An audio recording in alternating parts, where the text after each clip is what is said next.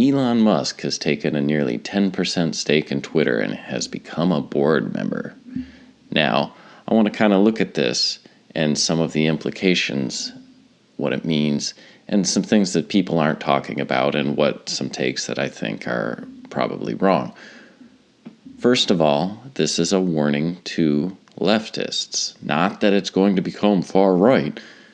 This is the issue with centrality. Leftism always wants to centralize power in the hands of a few. And then I guess you hope that you can guilt or shame or scream at the person in charge who will then do your bidding for you. But the problem is, once you make a mechanism of centrality, you run the risk that a person you don't like or that doesn't care about your pronouns takes control. This is why ultimately the American Republic was founded on freedom, because it was a people trying to escape centrality. They joke, the monarchy is the best system in the world if you have a good king, and the worst system in the world if you have a bad king.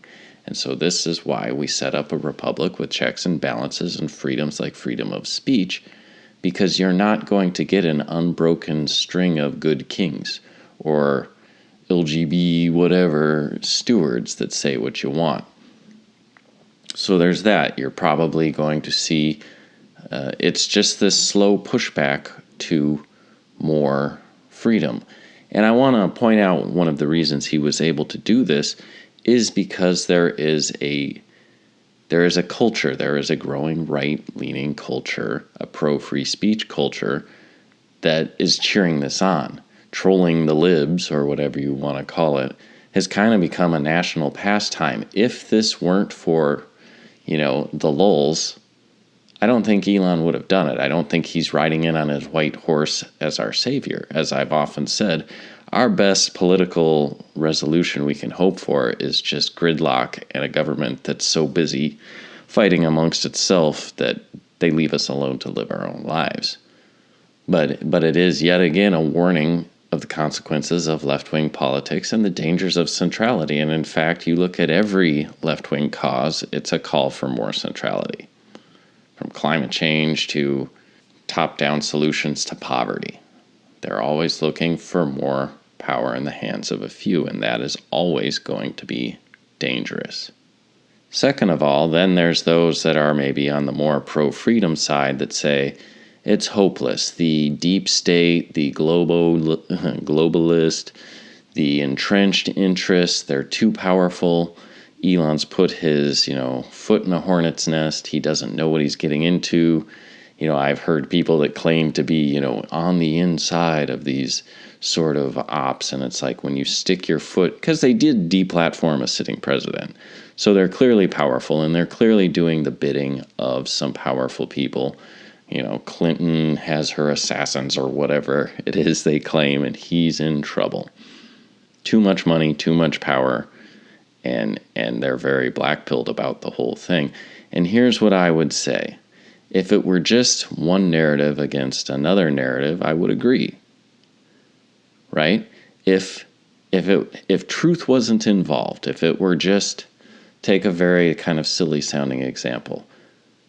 If the Democrats were saying the sky is green, and that's all they blasted over and over again in their propaganda, you would get people that believe the sky is green. I mean, we now have a sitting Supreme Court justice that can't tell you what a woman is. Well, of course she can. What she's doing is signaling her fealty to the controllers. It's an absurdity. She knows it's an absurdity. It's not about the truth of the matter. It's about submission to those that are powerful. When you say, I don't know what a woman is, you're playing dumb. It's a signal of power, and it's a signal of your submission to those with the real power. But if say, in our hypothetical here, Democrats said the sky is green, you would get people that swear it up and down, and they'd wear green t-shirts or green masks and bandanas and whatever they do. And there's people that would believe it. They'd probably start teaching it in California schools. And then if you just had a counter narrative on the Republican side that said, sky is red, and you get people lining up swearing the sky is red. And it would just be a battle of resources, a battle of information, who can push it out, who has the most loyal cult-like followers. That's all it would be.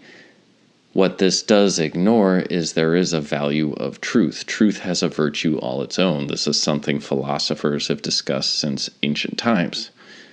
Epictetus said, "One man with truth can defeat an army of lies." Truth is like that light shining in darkness. Truth doesn't need a level playing field. It just has to simply get out. Truth has power all its own.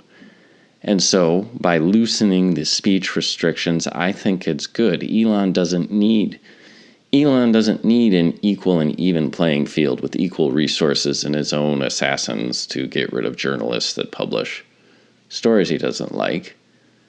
It just has to create room for truth to get out.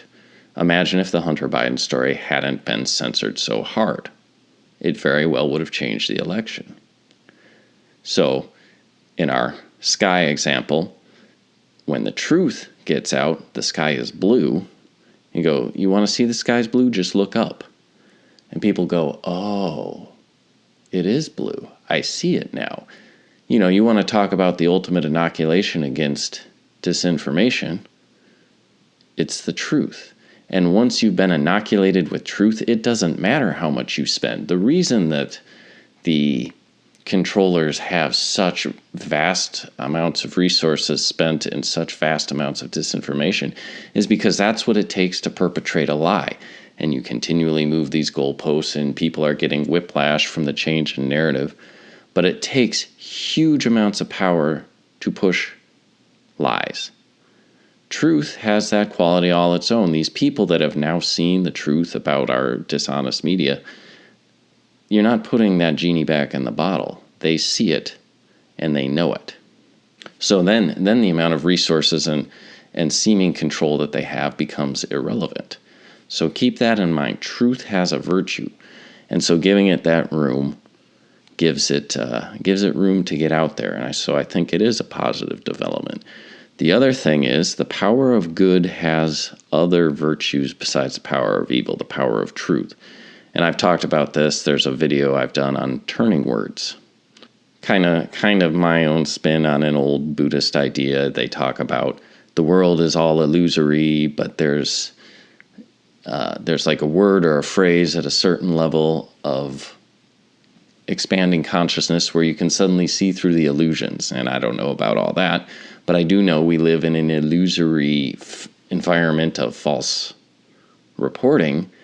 And then there are things that allow people to say it. Fake news, they can see through it. All of a sudden, the troll-like Islam is right about women brings people up short and makes them think, whoa, this welcoming people with open arms here, maybe there's some consequences and cultural differences we don't quite want to embrace. And there's a new one. I don't know if you've caught this new one, but it's a good one, and I think it's doing damage to the LGBT thing. For the first time, they're facing a real setback, and this may be the thing that starts turning the tide on that front. It's okay, groomer. The term groomer, that's game, set, match. That's checkmate. It makes the whole argument in one word. It's grooming. That's what's going on. You don't need to teach 4-year-olds about, explicit things. They're 4. And so that the space, the free speech space that is hopefully going to be created on Twitter will allow for not only truth to get out, but for these devastating, and it's kind of memology, the memes, which are a derivative of this, but just the simple word or phrase that dispels delusion as well. And something like groomers. Once you can refer to these rainbow flag flying freaks as groomers, and people start seeing that their ultimate goal is to get the P, that's why there's so many letters, you're going to start getting a moral high ground on which to push back. And if you're still super black-pilled, here we see judge acquits J6 protester. Acquitted. Why? Because he was let in by the cops. Why is that important? Think of the money and the lying and the nonstop wall-to-wall coverage that it took to try to make this mostly peaceful protest into a revolution. It has taken nonstop coverage, and they still don't have many Americans that believe it, but it gives them just enough cover to abuse the people they've arrested. And yet, now it goes into the legal system. We've talked about corrupted institutions versus compromised. The legal system is compromised, but it is not completely corrupted. I'd say the FBI is almost completely corrupted. But you could see even these controllers with all their positions and all their money and all their fake news, they don't control everything. These institutions, at least, are still partially doing their jobs. And so all this effort to get rid of Trump, all this effort to smear these people, this is purely political. Just these unfortunate people are pawns in a bigger political game.